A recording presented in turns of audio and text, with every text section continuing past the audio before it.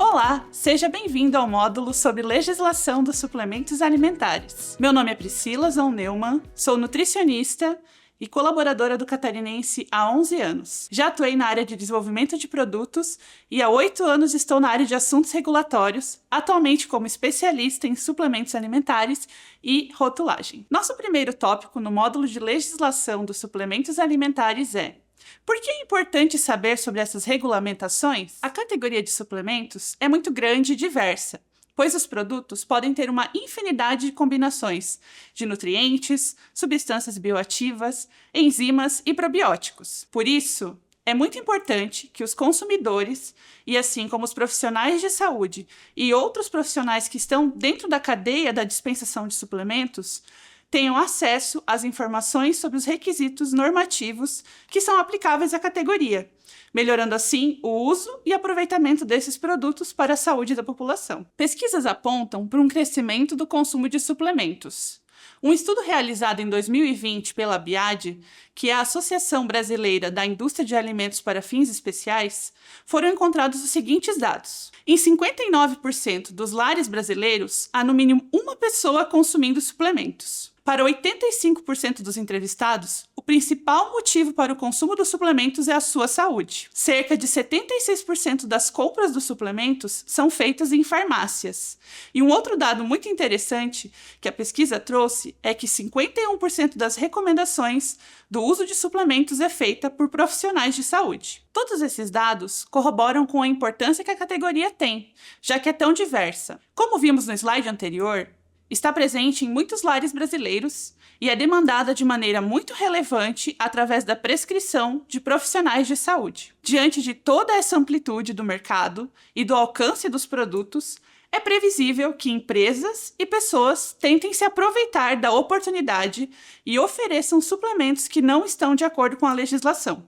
Vários estudos realizados entre 2019 e 2023 demonstraram números assustadores de irregularidades relacionadas à rotulagem e propaganda de suplementos. As irregularidades apontadas incluem tanto propagandas com informações incorretas ou enganosas, quanto a oferta de produtos que não contenham constituintes previstos ou em quantidades seguras. Para a própria Anvisa, a categoria de suplementos inspira cuidado, já que cerca de 86% das denúncias na área de alimentos estão relacionadas a eles.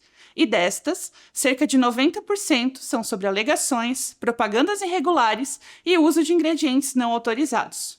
Por isso, conhecer os requisitos normativos mínimos e necessários tanto em relação aos aspectos de composição quanto em relação à rotulagem, são tão essenciais para os consumidores e profissionais de saúde, especialmente aqueles que têm grande influência sobre a prescrição dos produtos, como, por exemplo, nutricionistas, farmacêuticos, médicos e outros. Nosso segundo tópico no módulo de legislação dos suplementos alimentares é marco regulatório e aspectos gerais. A partir de agora, iremos abordar de maneira resumida como foi instituída a categoria de suplementos, bem como os principais requisitos normativos para a categoria. A categoria de suplementos foi oficialmente criada no ano de 2018, onde foram publicadas as normas que regulamentam esse tipo de alimento.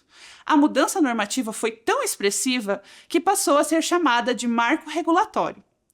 Antes desse período, vários outros tipos de alimentos eram entendidos pelos consumidores como suplementos, porém não eram denominados claramente desta forma, causando uma certa confusão tanto para o mercado quanto para os consumidores. Um exemplo clássico dessa falta de clareza antes do marco regulatório são os produtos à base de óleo de peixe ou ômega 3, que apesar de serem vendidos em uma forma farmacêutica, que é a forma de cápsulas, eram denominados como alimentos funcionais. No slide, temos a figura que ilustra o cenário do marco regulatório de suplementos, demonstrando todas as categorias de produtos que foram inseridas nesse grupo. O principal objetivo dessas mudanças foi dar clareza e contribuir para o acesso da população a produtos seguros e de qualidade. Também foi considerado como uma modernização dos procedimentos para a regularização deste tipo de produto no Brasil. Como vimos no slide anterior, as alterações ocorreram através de um marco regulatório. E agora trataremos de maneira mais específica das normas que foram publicadas em 2018. a Resolução da Diretoria Colegiada RDC 243 de julho de 2018 e a Instrução Normativa IN 28 de julho de 2018. Nessas normas estão descritas as regras de composição, qualidade, segurança, rotulagem, lista de constituintes permitidos, limites de uso, alegações e tudo relacionado às necessidades para a construção de um suplemento alimentar. Esses requisitos foram construídos com base em evidências científicas, em princípios da legislação sanitária brasileira e em modelos regulatórios de produtos semelhantes a suplementos em outros países. O primeiro pilar é a lista dos constituintes, onde as empresas só podem utilizar para compor um suplemento os ingredientes previstos nos anexos 1 e 2 da IN 28 de 2018. O segundo pilar se refere às especificações de referência, que determina que cada ingrediente utilizado para compor o suplemento atende aos critérios e parâmetros das especificações das referências reconhecidas, como, por exemplo, farmacopeias. O terceiro pilar é relacionado à estabilidade e sobredosagem, que, de maneira muito resumida, está relacionado à manutenção dos nutrientes no produto durante a sua validade. O quarto e último pilar é o dos limites mínimos e máximos, onde é estabelecido que só podem ser utilizados os nutrientes e demais constituintes que atendam aos valores mínimos e máximos previstos nos anexos 3 e 4 da IN 28. Falaremos um pouco mais sobre cada pilar nos slides a seguir.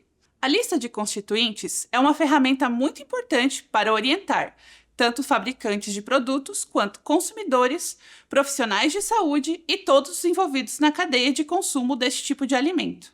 Através dela, podemos ter clareza em relação ao que é permitido.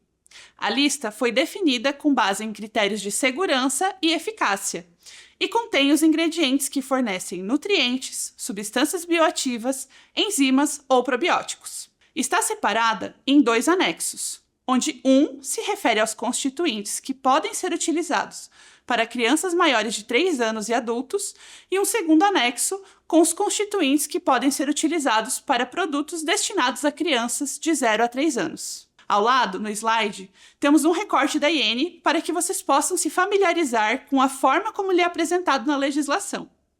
Uma informação interessante é que há uma ferramenta disponível para consulta facilitada dos constituintes aprovados, chamado de Power BI. A seguir, temos um vídeo que mostra como acessar essa ferramenta. O primeiro passo é localizar o site da Anvisa em uma ferramenta de busca na internet. Acessando o site da Anvisa, ao lado do nome da Agência Nacional de Vigilância Sanitária, você encontrará um menu onde deve entrar no setor regulado, regularização de produtos e serviços e alimentos.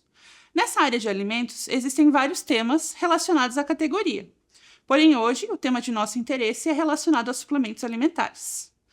Dentro da aba de suplementos alimentares, acesse o ícone de Consulte ingredientes autorizados. Ao abrir a ferramenta Power BI, podemos notar que é possível fazer uma série de filtros dentro da ferramenta.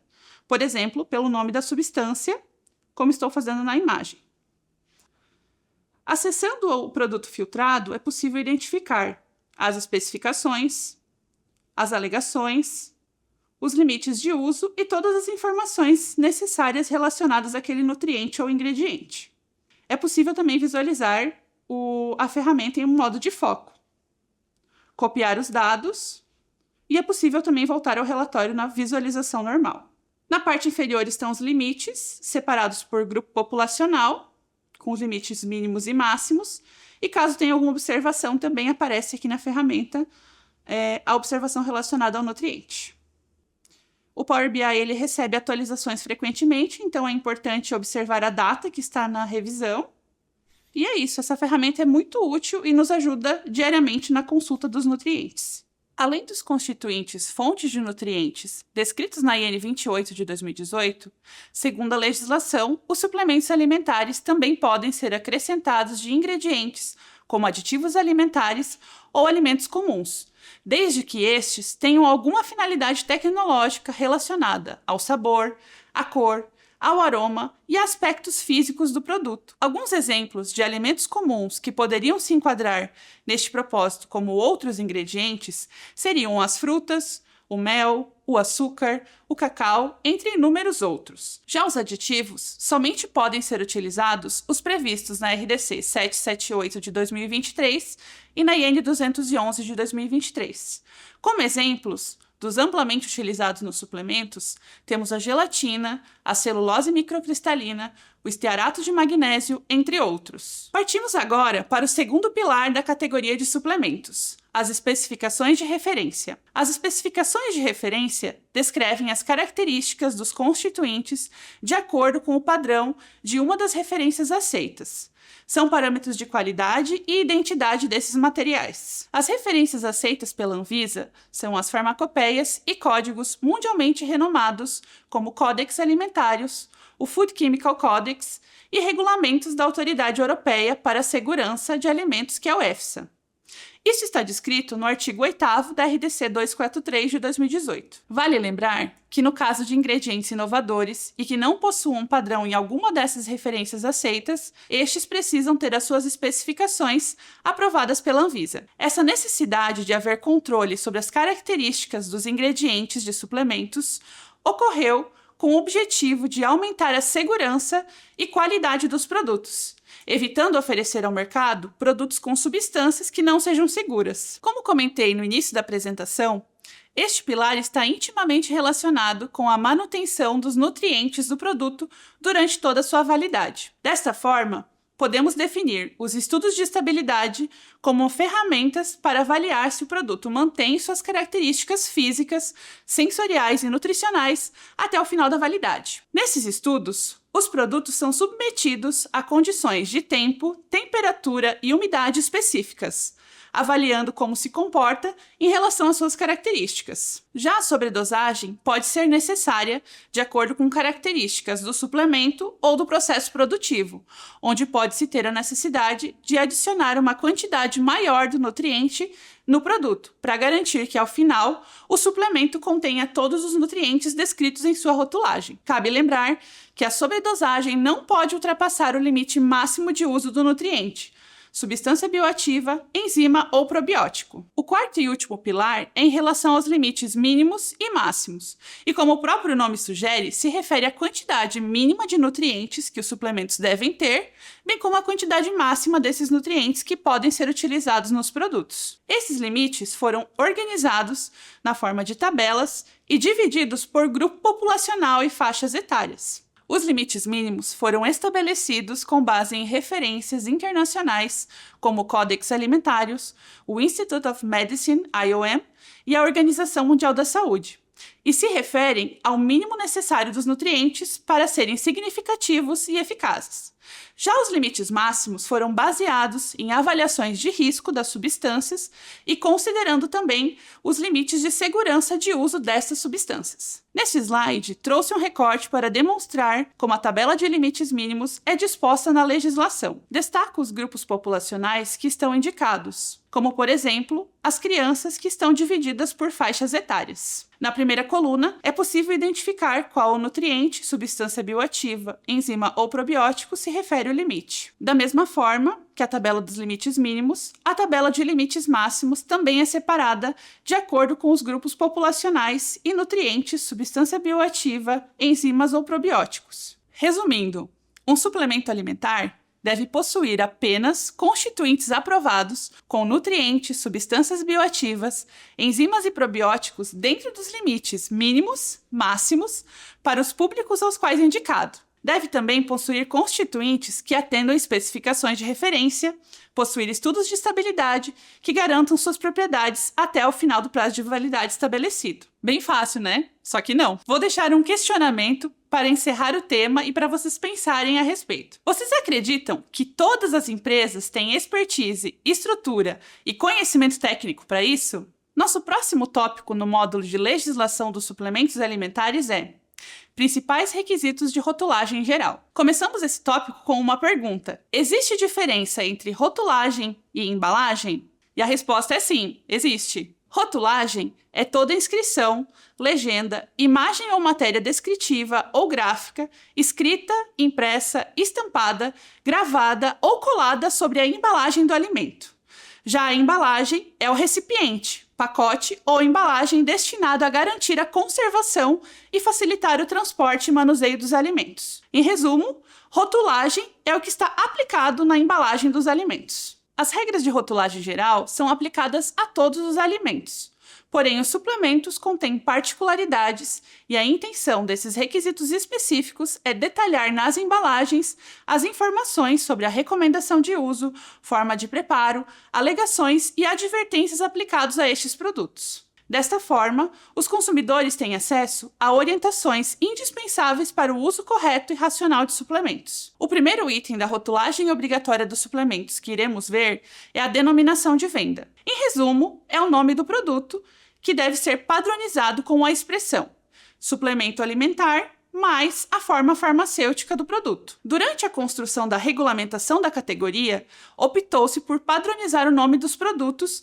a fim de auxiliar o consumidor na sua correta identificação. As formas farmacêuticas também devem ser de acordo com o vocabulário controlado da Anvisa. A denominação também pode incluir os nomes dos nutrientes, substâncias e constituintes, e tem critérios específicos que garantem a legibilidade da informação, como ser apresentado em caixa alta, negrito, com cor contrastante com o fundo e, no mínimo, 1/3 da maior fonte da marca. A recomendação de uso é a descrição de como usar o produto, incluindo a quantidade e frequência de uso. Também deve ser incluído o grupo populacional a qual o produto se destina. Agrupada essa informação da recomendação de uso, também devem estar descritas as advertências padrão da categoria, conforme a RDC 243 de 2018. Também as advertências específicas de acordo com a IN 28 de 2018. Em alguns casos, a depender da formulação e constituintes adicionados, podem ser incluídas advertências adicionais, como, por exemplo, quando o produto for adicionado de substâncias bioativas ou aminoácidos,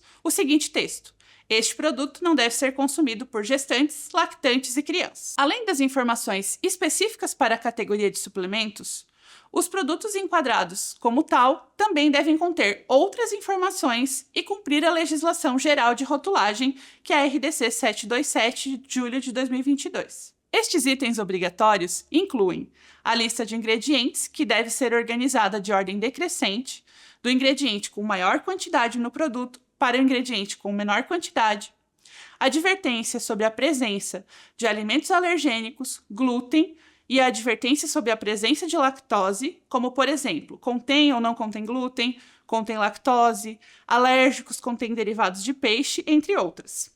Advertências relacionadas ao uso de aditivos alimentares, que são informações sobre os aditivos corantes e aromatizantes, como, por exemplo, a frase colorido artificialmente. A informação nutricional, no caso de suplementos contendo todos os nutrientes adicionados no produto, identificação de origem, que são os dados do fabricante, incluindo o endereço, CNPJ e outras informações que identifiquem a origem do alimento. Também são adicionadas informações sobre a validade e lote do produto. Além dos itens obrigatórios da rotulagem, a legislação também prevê a adoção de alegações de maneira opcional para a maioria dos suplementos. As alegações são textos ou representações que indicam que uma substância bioativa, nutriente, probiótico ou enzima possui propriedades funcionais, funções nutricionais, efeitos metabólicos ou fisiológicos e também benefícios à saúde. Não são permitidas alegações de cura ou prevenção de doenças. Assim como no caso dos constituintes aprovados, a legislação também tem uma lista padronizada de alegações que podem ser utilizadas e elas estão organizadas de acordo com os nutrientes. As alegações devem ser utilizadas na íntegra, conforme estão descritas na legislação. Não podem ser alteradas e podem apenas ser agrupadas. Cabe destacar que, para utilizar uma alegação em um suplemento, é necessário que o produto atenda aos requisitos mínimos de quantidade e composição requeridos pela legislação para os constituintes que forem adicionados ao produto. Por exemplo, um suplemento com EPA e DHA que deseja incluir a alegação de auxílio na redução dos triglicerídeos, é necessário que a recomendação diária do produto contenha, no mínimo, 1.500 mg da soma de EPA e DHA. Com essa lista de alegações permitidas, o consumidor tem acesso a informações verdadeiras e que estão amparadas cientificamente, contribuindo também na redução de possíveis enganos quanto os reais benefícios do produto. Para a Anvisa, marcas também são consideradas alegações, portanto, devem estar de acordo com as alegações aprovadas para o produto e para a categoria. Até agora, falamos dos itens que são obrigatórios ou opcionais para a rotulagem de suplementos alimentares. Porém, será que existe alguma informação que não é permitida? A resposta é sim. A seguir, destaco quais são as informações que são proibidas em suplementos alimentares. De acordo com a RDC 727 de 2022, que se aplica a alimentos em geral, a rotulagem não pode possuir informações que possam induzir ao erro ou engano, que seriam informações falsas, incorretas ou insuficientes, e assim está descrito também no Código de Defesa do Consumidor, o CDC. Não podem ter alegações de efeitos que não podem ser demonstrados, que aí seriam exemplos, alegações relacionadas a emoções ou sentimentos, pois não temos como medir. Não pode destacar também a presença ou a ausência de componentes que sejam próprios do alimento. Um exemplo poderia ser um suco de laranja sem leite, pois é esperado que todos os sucos de laranja sejam sem leite, já que é uma característica inerente àquele alimento. Já a RDC 243 de 2018 traz restrições bem mais específicas para suplementos, onde a rotulagem não pode fazer alegações relacionadas a aditivos, como por exemplo a ausência ou presença de corantes, aromatizantes, entre outros, induzir que a alimentação não é suficiente, comparando alimentos comuns com suplementos, como, por exemplo, dizer que uma dose do produto X equivale ao consumo de uma laranja, afirmar que o produto contém substâncias proibidas ou não autorizadas, como, por exemplo, anabolizantes e substâncias medicamentosas. Nosso próximo tópico no módulo de legislação dos suplementos alimentares é rotulagem nutricional e suas alterações recentes. Recentemente, no ano de 2020, foram publicadas 2 novas normas para tratar da rotulagem nutricional dos alimentos embalados. Essas normas não tratam especificamente sobre suplementos, mas são aplicadas a todos os alimentos. Desta forma, suplementos também devem atender a esses requisitos. A estrutura normativa está dividida em uma RDC, que é a RDC 429 de 2020, que dispõe sobre a rotulagem nutricional dos alimentos embalados, e uma IN, que é a IN 75 de 2020, que estabelece os requisitos técnicos para a declaração da rotulagem nutricional dos alimentos embalados. O objetivo principal dessa mudança foi melhorar a compreensão e escolhas alimentares dos consumidores, reduzindo as situações que geram a confusão e facilitar também a comparação entre os alimentos. Pesquisas conduzidas no país identificaram que as principais causas dessa dificuldade de compreensão se relacionavam, em sua grande maioria, com a dificuldade de visualização e leitura da tabela de informação nutricional, dificuldade da comparação entre diferentes alimentos, confusões relacionadas à dificuldade de classificar a qualidade nutricional dos alimentos, além do baixo nível de educação alimentar nutricional. Nesse sentido, identificou-se também que, ao longo do tempo, essa dificuldade na escolha dos alimentos favorece o consumo de alimentos inadequados nutricionalmente, tendo assim impactos na redução da efetividade dessa importante ferramenta que é a rotulagem nutricional. Para entender o contexto das alterações relacionadas à rotulagem nutricional, é importante saber o que ela abrange e significa. Em suma, a rotulagem nutricional se refere ao conjunto de informações relativos a características nutricionais dos alimentos, incluindo a tabela de informação nutricional, a rotulagem nutricional frontal, conhecida como a lupa, e as alegações nutricionais relacionadas ao conteúdo nutricional dos alimentos, como, por exemplo, as expressões do tipo sem adição de açúcar ou zero em valor energético. As alegações nutricionais não serão abordadas nessa apresentação, pois para suplementos devem ser seguidas apenas as alegações conforme a IN 28 de 2018. Neste slide, temos de uma forma bem resumida as principais alterações que ocorreram em relação à tabela de informação nutricional. À primeira vista, assusta um pouco, mas vamos de ponto em ponto para que fique bem claro, ok? De uma maneira geral, a maior parte das mudanças está relacionada com a melhoria da legibilidade das informações nutricionais. Por isso, as cores da tabela e as dimensões mínimas foram fixadas em requisitos na legislação. Houve também a inclusão de novos nutrientes na tabela, que é o caso dos açúcares totais e açúcares adicionados. Essa adição é importante, pois tem relevância para a saúde pública. Também foi incluída a coluna com os valores dos nutrientes por 100 gramas. Porém, essa regra não se aplica para suplementos, ok? Para os suplementos, devemos apresentar apenas as quantidades de nutriente por porção diária recomendada. Além disso, foi incluída a declaração do número de porções por embalagem e a medida caseira nas porções. No caso de suplementos, a porção sempre será a quantidade do produto indicada na recomendação diária de consumo. Para suplementos, também devem ser declarados todos os nutrientes adicionados e fornecidos pelo produto. Por exemplo, se um suplemento tiver adição de vitamina C, essa vitamina deve aparecer na tabela de informação nutricional. Também foram atualizadas as frases do rodapé e os valores de referência para o cálculo do percentual de valores diários, que é conhecido como percentual do VD da tabela. Por fim, a legislação também padronizou os nomes e a ordem dos nutrientes que devem constar na tabela de informação nutricional. Com a nova norma, a tabela precisa ser incluída na mesma face da rotulagem que a lista de ingredientes.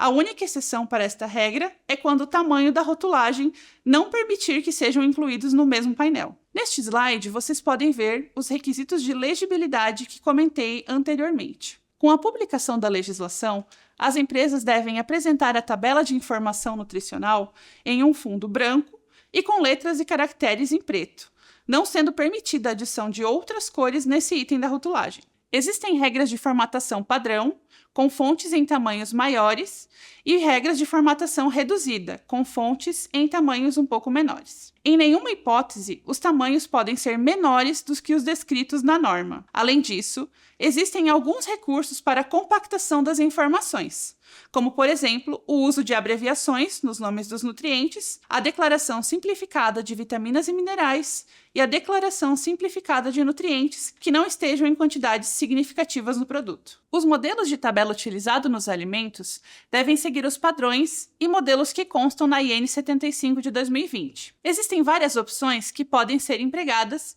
de acordo com as características das embalagens. A ressalva é que o modelo linear só pode ser empregado quando todos os recursos de compactação forem insuficientes e o tamanho da embalagem não comportar nenhum dos outros modelos disponíveis. Segundo a Anvisa, essa foi a maior inovação das normas de rotulagem nutricional. A rotulagem nutricional frontal é um símbolo informativo no formato de lupa, que deve constar no painel da frente da embalagem. O objetivo é trazer de forma clara e simples a informação sobre o alto conteúdo dos nutrientes que têm relevância para a saúde, que são os açúcares adicionados, as gorduras saturadas e o sódio. O símbolo deve ser aplicado na face frontal da embalagem, na parte superior, pois quando observamos uma embalagem, é uma das primeiras informações compreendidas sobre a rotulagem. As quantidades de nutrientes que estão na lupa são aquelas na porção do produto tal como exposto à venda, por 100 gramas para os alimentos sólidos